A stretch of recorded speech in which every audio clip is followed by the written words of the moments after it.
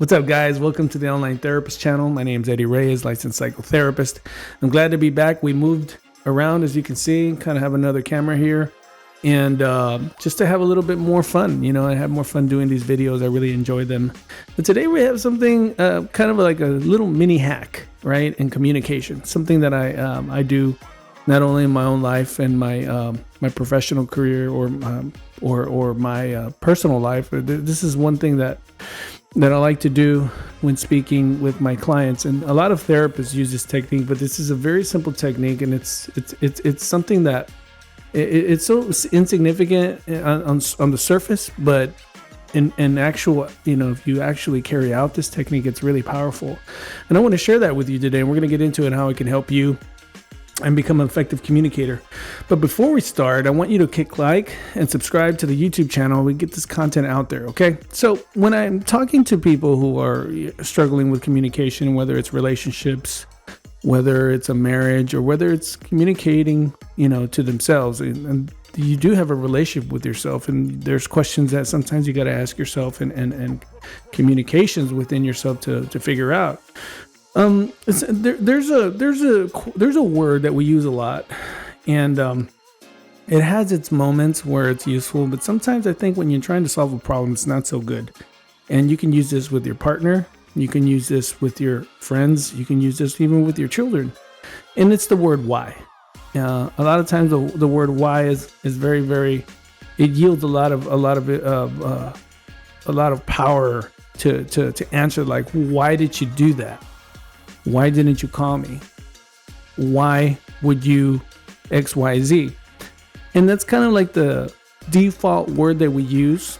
But I encourage you and I challenge you to change the why with what.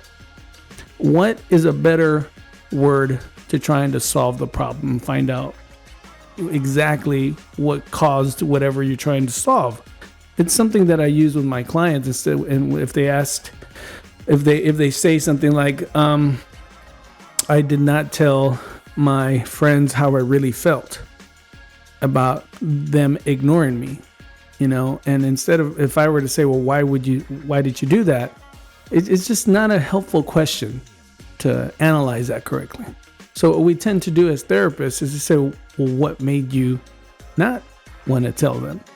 It puts the brain like in a better problem-solving perspective, because questions is also a language. It's a type of language. If the better you are at asking questions, the better information you're going to get.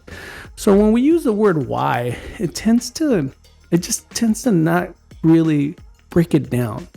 And if you want to get a little better at this, you can say, how, instead of saying why, you can start using the word how. How did you get to this point, instead of saying why did you get to this point, or what? And you can even use other words. You can use the hows, the wheres and all that. But really, when you replace the word why with what, it really allows you to gather more information that's useful for the conversation. And I encourage you just to make that one move, and you'll be surprised on the reactions of people when you start saying, what made you do that, instead of saying, why did you do that? Okay, guys, it's a quick video today, but I just want to get one out. I'm going to be out on vacation, enjoying some time to myself and gather my energy so I can, do these videos and do these therapy sessions. If you're interested in services, there's a link on the video. Click on it, book a session. I'd love to help out and connect with you in any way I can. It's great to be here with y'all. And remember, people don't have ideas. Ideas have people.